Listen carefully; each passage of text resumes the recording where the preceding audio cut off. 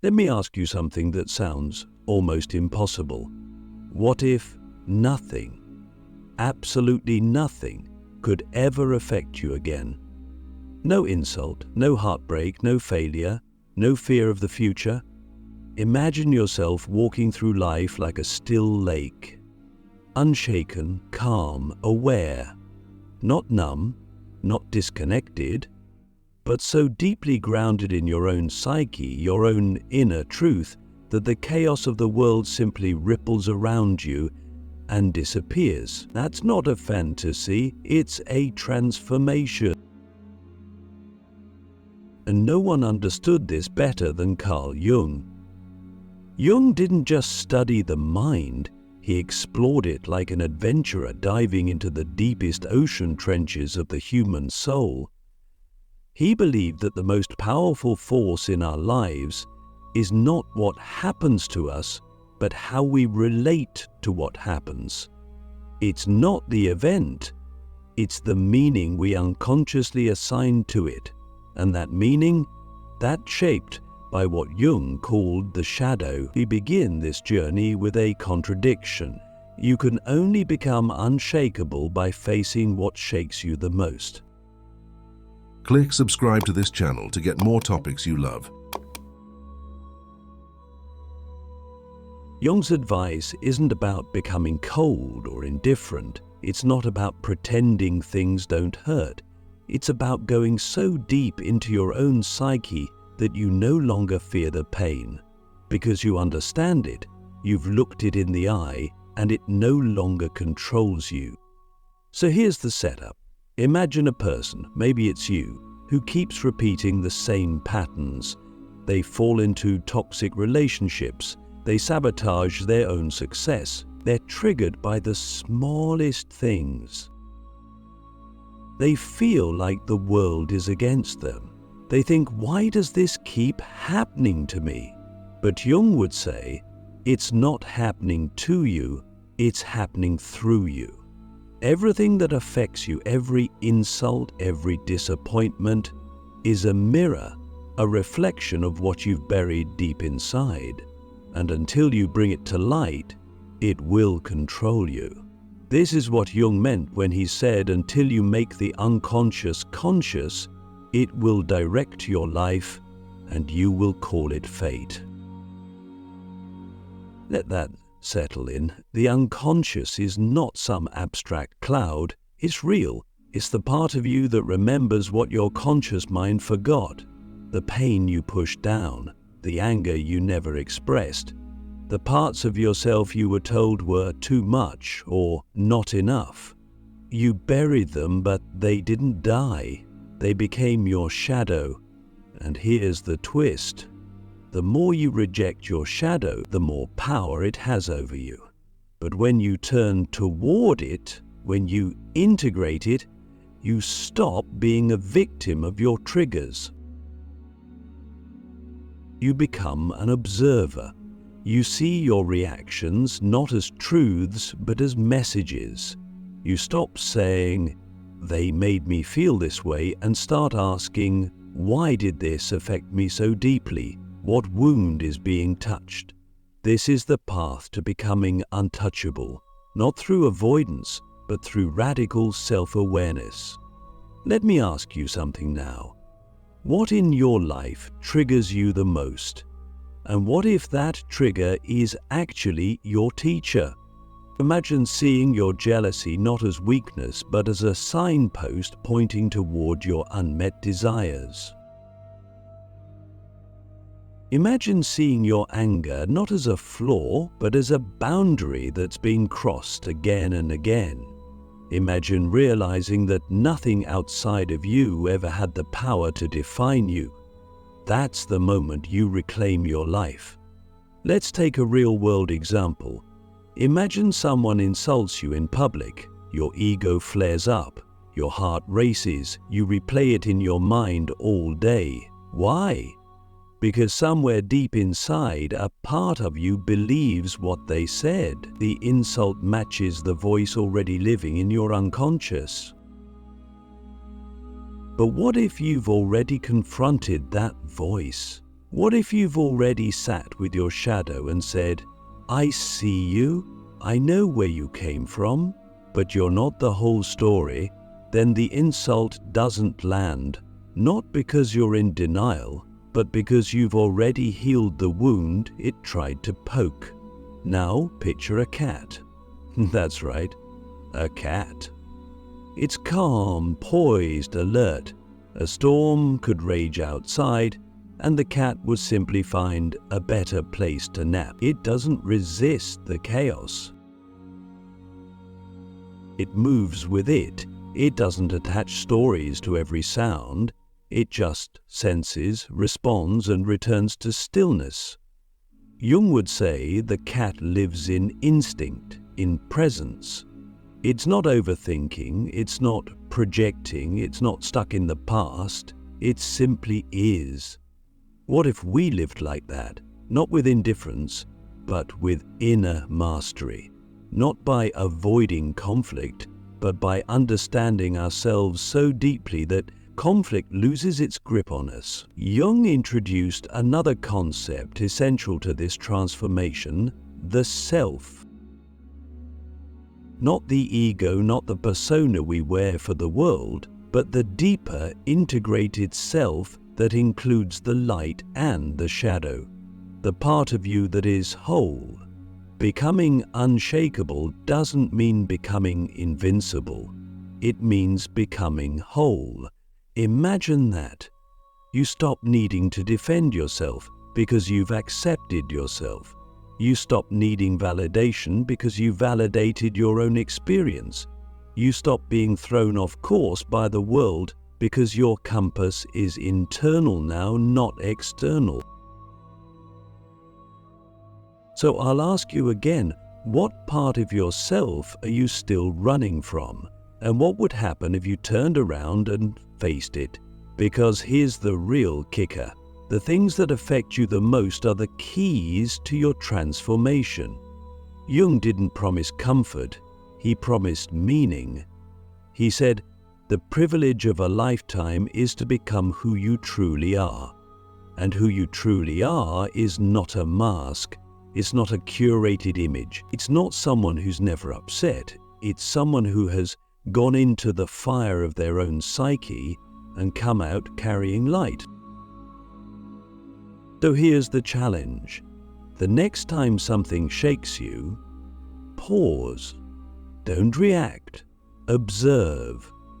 Ask, what is this showing me about myself? And then go deeper.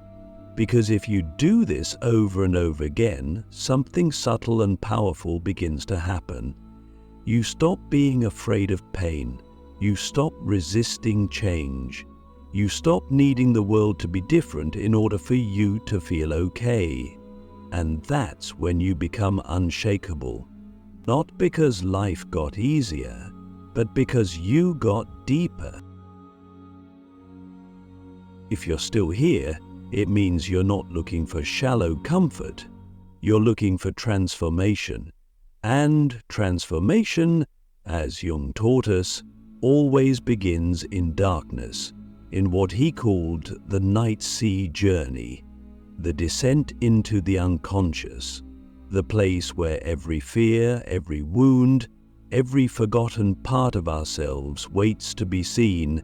And this is where most people turn away, because it hurts. But Jung saw pain differently.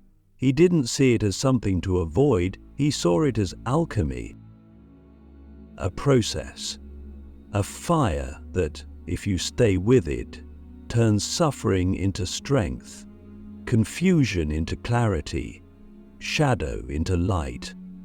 So let me ask you something. What is the one pain in your life you've never fully let yourself feel? We all have one. Maybe it was the moment you realized someone you trusted couldn't protect you. Maybe it was a betrayal, a rejection, a failure so big it changed how you saw yourself. And maybe you buried that pain so deep you forgot it was still shaping how you live. But here's the truth Jung dared to face. What we do not face within We are condemned to repeat without. You think you're choosing your path freely, but if you haven't integrated your pain is choosing for you. It's picking your relationships, your career, your patterns, and no matter how far you run, it follows, because it lives inside you. Until you stop running, this is where the alchemy begins. What does it actually look like? Let's get specific. Say, you've always felt like you're not enough. Every success feels hollow. Every failure feels like confirmation. You overachieve not out of love for what you're doing, but to silence a voice in your head that says you're still not good enough. Jung would say that voice is not your enemy, it's your invitation to go back, to feel, to ask yourself, where did this belief begin? Who told me I wasn't enough? And why did I believe them? And then to feel the grief, the anger, the sadness, not to get stuck, but to cleanse, to release, to reclaim the part of yourself that was lost in that moment. Because once you do, something miraculous happens. You stop needing the world to validate your worth. You stop chasing approval like oxygen. You become someone who creates from fullness, not fear. You become someone whose identity is not built on performance. This is the psychological process Jung called individuation, the integration of all the fragmented parts of the psyche into a whole. It's not about becoming perfect, it's about becoming real. And the only way to do that is through the pain. Think about it this way. Pain is pressure from the psyche. It's trying to get your attention, not to punish you, but to wake you up, to say, there's something here you haven't seen yet, a truth, a gift, a part of yourself that's waiting to come home. Let me give you a metaphor. Imagine your life is a house. You've spent years decorating the front room, the part everyone sees. You've made it beautiful, impressive. But behind the walls there's a basement, and in that basement are boxes you never opened. Memories, fears, old beliefs, parts of yourself you locked away, and now the basement is flooding. You can't keep pretending it doesn't exist because the water is rising. It's seeping into everything until you go down there, open the boxes and face what's inside. You'll never be free. Jung went into his basement. He even built a literal one, a tower in Bollingen, where he lived simply, reflected and wrote. He knew that facing the unconscious wasn't an intellectual exercise, it was a lived experience, a descent. But he also knew that descent isn't the end, it's the beginning of resurrection. You go into the darkness not to stay there, but to retrieve your power, your soul, your truth. So let me ask you again, what part of your story have you never dared to revisit? What would happen if you did? Because the paradox is this: only by embracing your deepest wounds can you become truly untouchable. Not because you erased the wound, but because you've made peace with it, you've integrated it, you've found the gold buried inside it. Jung called this process holding the tension of opposites, not running to one extreme or the other, not saying, I'm either happy or broken, but holding both. Saying, I am both light and shadow. I am both strong and scared, and that makes me whole. This isn't just psychology, it's spiritual, it's archetypal, it's the same journey told in every myth, every hero story. Descent, struggle, revelation, return, and now it's your turn. You're not here to stay small. You're not here to avoid pain. You're here to become, to evolve, to alchemize. So next time something feels too heavy, pause, sit with it. Ask it what it wants to show you. Stay with it longer than is comfortable, because discomfort is where the transformation begins. And as you do, something changes. The world still moves, chaos still happens, but you don't flinch. Not because you're numb, but because you've gone so deep into yourself that nothing outside you can unseat your center. You've faced the fire, and now you walk through it. This is how Jung turned suffering into strength, and this is how you will too. Let's bring it all together. You've walked through the shadow, you've faced the pain, and now we arrive at the destination Jung believed was the true goal of human development. The self, not the ego, not the mask you wear at work or on social media or with friends. The self is deeper.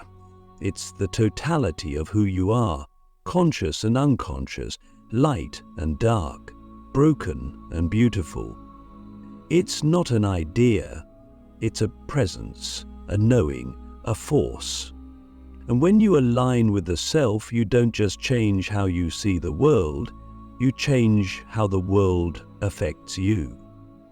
Because nothing can move you if you're rooted in your wholeness. Jung said that most people are not truly individuals, they're fragments, pieces of conditioning, trauma, roles. We become what others expect of us. And then we call that me. But the self is what remains when all of that is stripped away. So the real question is, are you living as yourself or as your survival strategy? When you live from the ego, you're reactive. Every comment, every failure, every uncertainty feels like a threat. You're always defending, performing, proving. But when you live from the self, you're centered, you're aware of your emotions, but not dominated by them. You're open to life, but not overwhelmed by it. You become a witness, not detached, but deeply present. Let's go back to the idea of becoming unshakable. It's not about building walls. It's about rooting so deeply in your truth that no storm can uproot you. Think of a tree in a hurricane. The ones that fall are the stiff, brittle ones, but the ones that bend, the ones with deep roots. They survive, they adapt, they still stand. That's the self. It bends, it flows. But it never breaks, and this is where Jung's work becomes truly life-changing. Because once you've met the self, you realize you were never broken, you were just incomplete. Now you see the whole. You see your fear not as weakness, but as a part of your strength. You see your past not as shame, but as initiation. You see your pain not as a curse, but as a compass. And then, nothing affects you the way it used to, not because life stops being hard, but because you've changed your relationship to it. You stop asking the world to be safe and start trusting your ability to navigate it. You stop needing others to complete you and start experiencing connection from wholeness, not lack. You stop chasing peace and become it. So, here's the final, most powerful question. What would your life look like if you lived every day as your true self? That's the journey Jung invites us to take, not to escape pain, but to become so whole that nothing can take your peace away again. Because now it's not out there, it's in you, and it always was.